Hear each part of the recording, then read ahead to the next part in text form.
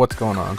So do you guys ever want to play a PC game like Grand Theft Auto 5, for instance, and you want to use a controller, but you don't want to go out and get another 360 controller or Xbox One, but you do have a PS4 and you have a couple extra PS4 controllers?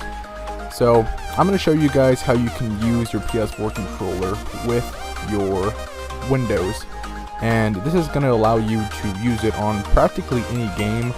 Even if the game doesn't support controllers, you can actually map the controller settings so that you can use the keyboard key bindings on your controller. So the first thing we need, and really the only thing besides a controller and a USB, a micro USB to USB cord, is this program. So this is called DS4 Windows, and the link will be in the description. And this is for Windows only, unfortunately. I believe it's only for Windows. So what you want to do is just go ahead, and it should work on any Windows, but I know for a fact it does work on Windows 10, as I do have Windows 10, and I know that it has really good support for that, and it's a really great, controller little program. So we're going to go ahead and press download now, and then it's going to bring us here. And this is the latest version as of now. It was updated on October 8th, so they might have another update. As you can see, it's going to be a couple months, pretty much. So you want to download ds4windows.zip, and if you guys don't have something, you're going to need WinRAR or 7-zip, but I do recommend just using WinRAR.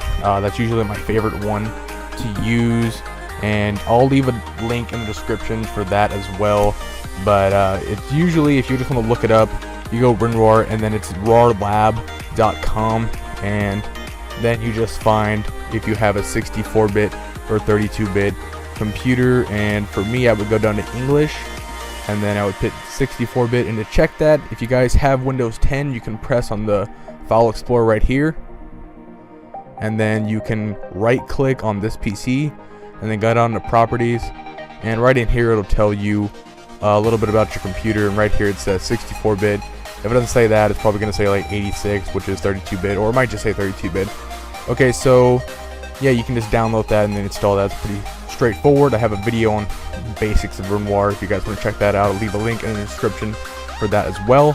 And okay, so we're going to go ahead and press on this. We're going to do the .zip one, and then it's going to drop one right here. I just downloaded it, so that's why it has a little parenthesis next to it.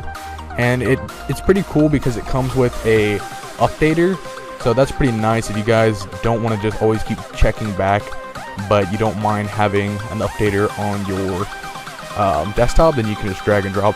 So basically that's all you really have to do is just drag and drop it. A lot of people will do like extract or whatever. I do the lazy kind of extracting. I just literally drag and drop, and that's all you have to do for this right now. You don't have to install it. If you double click on it, it'll just open it. It just runs the program. There's no installation. So I'm just going to drag and drop, and I'm going to replace it. And then you can drag and drop this if you want that as well. I'll just leave that for now. Just close that out. You can delete that if you want. So we're going to open up DS4 Windows, and then so you guys can see better, I'm going to maximize it. And we're going to grab our controller and a USB.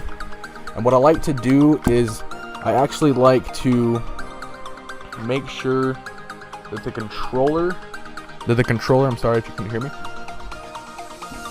Okay, I got that plugged in. If the controller is plugged in prior to opening up DS4 Windows, so I'm going to close that. And just because if it's the first time you've used your controller, sometimes it might have to install some drivers, so just let it sit there if it is doing that. But if you've used it in the past, for some reason I really like to do it this way. I plug it in, and then I open up DS4 Windows, and then it just detects it.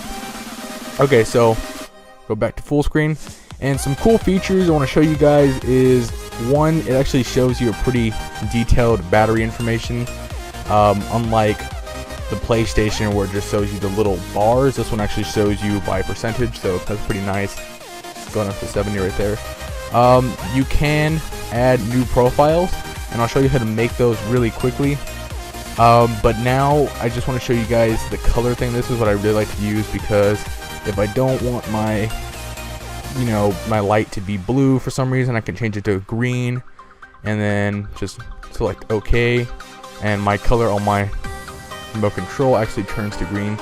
And then you can really get into it if you press edit. And then this is, it takes you to profiles. So now this is like where you can really start to really get into the controller. Now if you want to make a profile, and basically what a profile is like a, think of it just like a save file for a game. And you know, say for instance, I know a game I used to do this with was Unchurned, which is like a zombie game or whatever. It's kind of like in the style of Minecraft, sort of. I would use it on there because it didn't have controller support. I'm not sure if it does now, but it didn't at the time. So I would use this and I would just map out all the controls to what I wanted it to be. So for that, you would just press on it and then you would select which control you want it. And it's really cool because it actually shows you a little Xbox controller, just so you know, because this is what it's going to use. This is what it's going to use. It's going to emulate an Xbox 360 controller. So it's nice that it actually shows you the keyboard, mouse, and then the controller. So for some reason, if I wanted circle to be let's see what it would be in most games. For some reason I want it to be reload, or I guess triangle, or which one I pressed. But if I want, okay, yeah, I pressed X. Okay, if I wanted X to be reload for some reason, then I would just press it like that, and then, you know, change that to reload. So now I'm just going to show you guys just how to save it really quickly. And you can really mess around with this. Like I said, there's a whole color RGB right here. You can really scroll through that and make some pretty cool colors.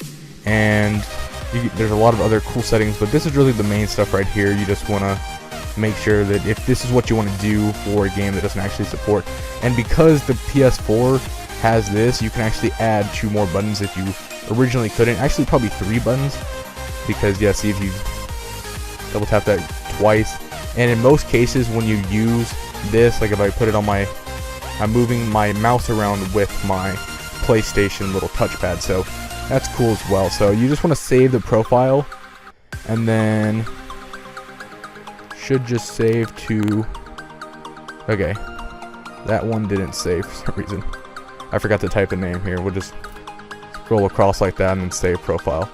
Alright, so then that profile would have what we did to it, and then you could go down here and select the profile. So then now it would have the RX. So that's pretty much all you guys need to know for this program. If you guys have any problems or if you have any trouble setting it up, leave it a comment down in the comment section. Like I said, this is only for Windows computers, mainly Windows 10, but it should work on any Windows from like Windows XP and above. Anything before that, don't know why you would still be using that, but for some reason I don't think it would work on that. But this isn't for Mac, so I apologize to you Mac users.